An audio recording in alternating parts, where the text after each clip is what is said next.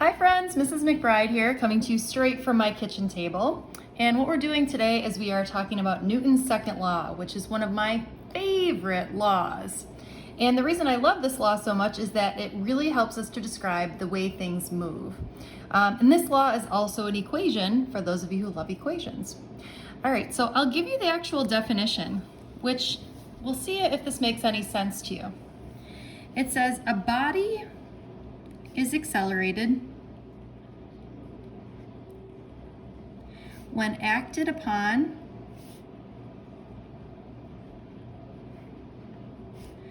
by a net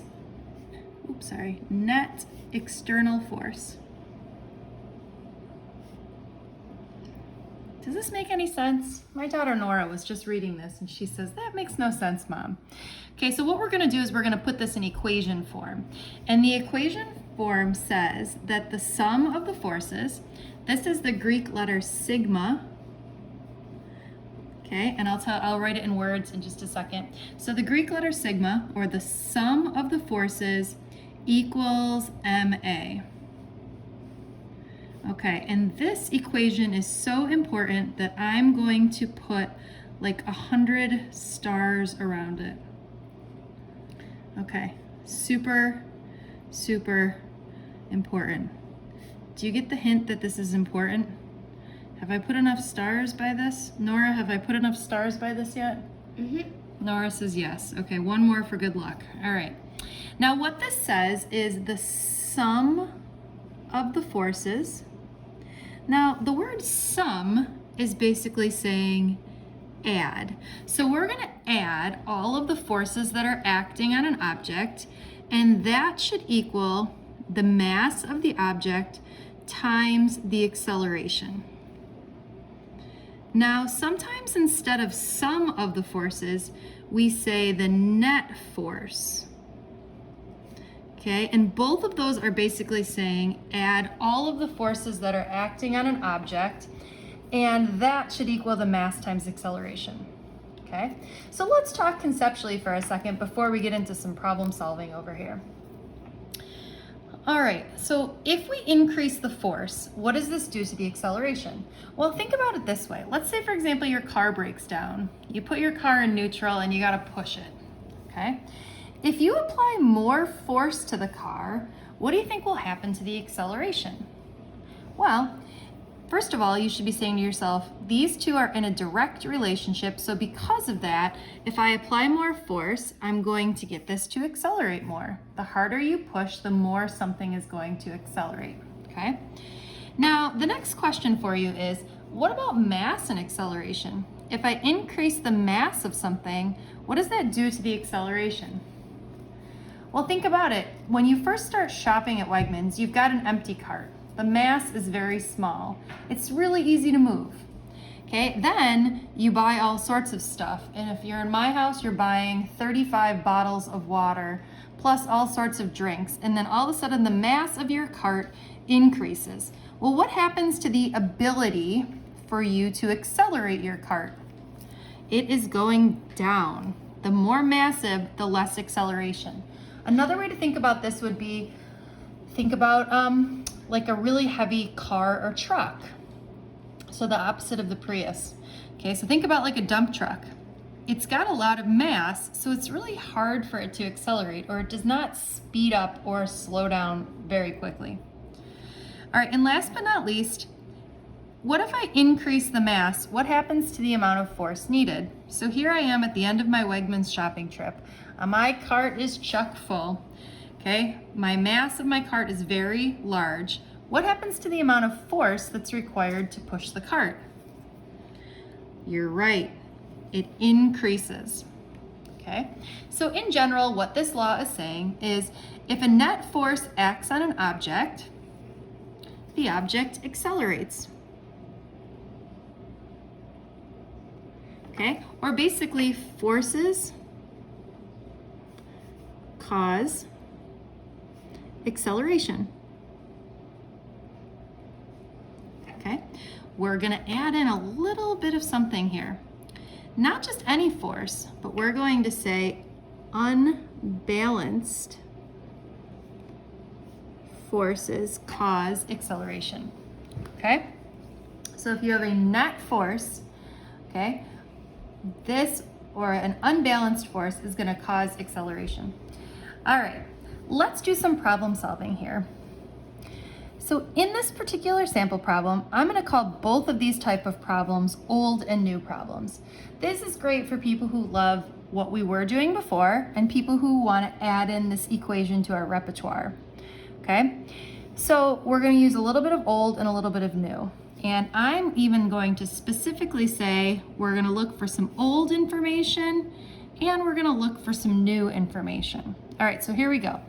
This one says, in a grocery store, you push a 14.5 kilogram cart with a force of 12 newtons. If the cart starts from rest, how far does it move in 3 seconds? So we have some old information, our old friends. Don't worry, we didn't forget about you. But we also have some new friends over here. Now, if you're used to what we've got going on, you're saying to yourself, Mrs. McBride, whenever we have two lists of variables, there's always something that goes both ways. Last time we did something like this, it was time that went both ways. What goes both ways in this particular case? You're right, it's the acceleration.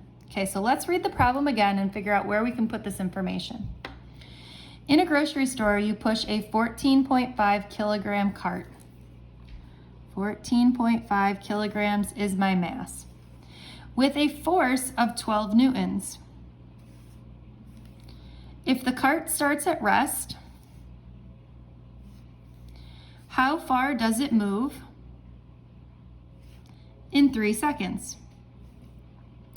Okay, so in this case, instead of making time a question mark on both sides, we're gonna make acceleration a question mark on both sides. We'll solve the side with only one question mark and bring it over here. So we've got that F equals ma, or in this case, 12 equals 14.5 a. So we can divide both sides by 14.5. Get out our trusty calculator here. 12 divided by 14.5.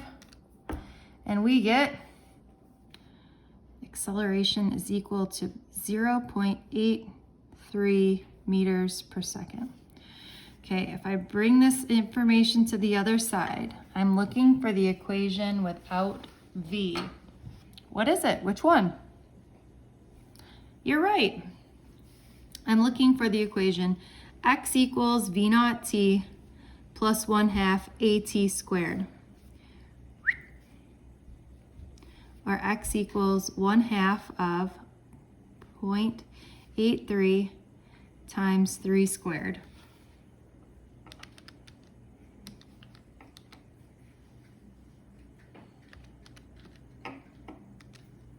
And I get that this cart is moving 3.74 meters. All right, here's what I'd like you to do. Here's another old and new problem. This is with a catcher. Okay, it says a catcher stops a 92 mile per hour pitch in his glove. Hopefully you're saying to yourself, hey, we never use miles per hour. You're right.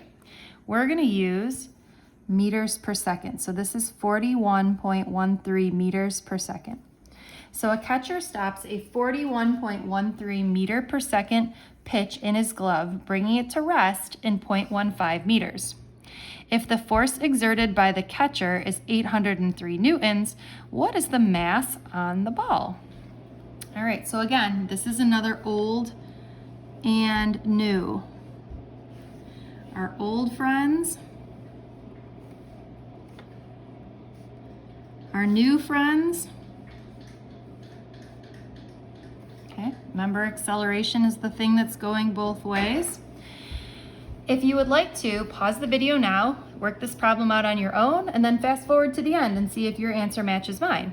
If not, feel free to continue listening and I will go through this with you. Here we go. All right, so it says a catcher stops a 41.13 meter per second pitch, bringing it to rest. Okay, so the initial velocity of the pitch is 41.13, and we bring it to rest.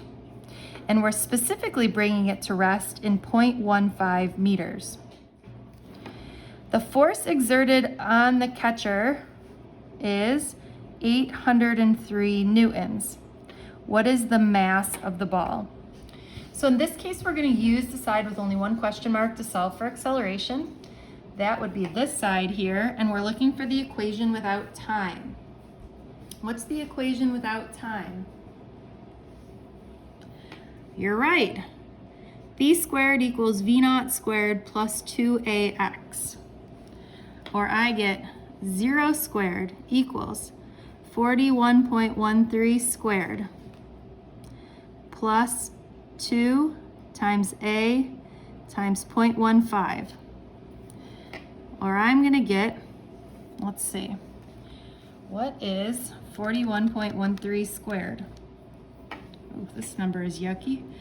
1691.68.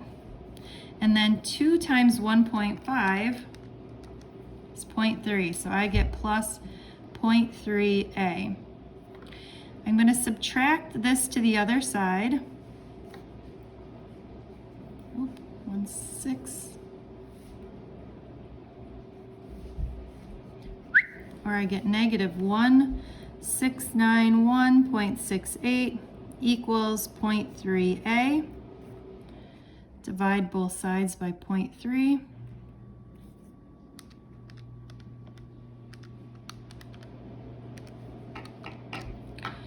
Oh dear. Okay, I'm getting my A to be negative 5,638.93 meters per second squared.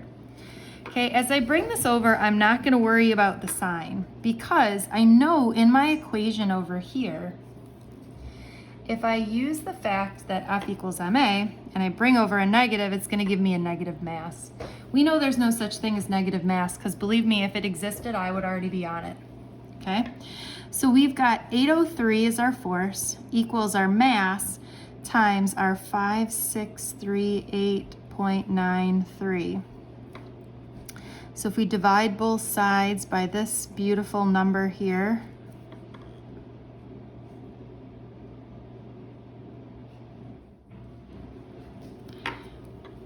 or we get 803 divided by 5,638.93.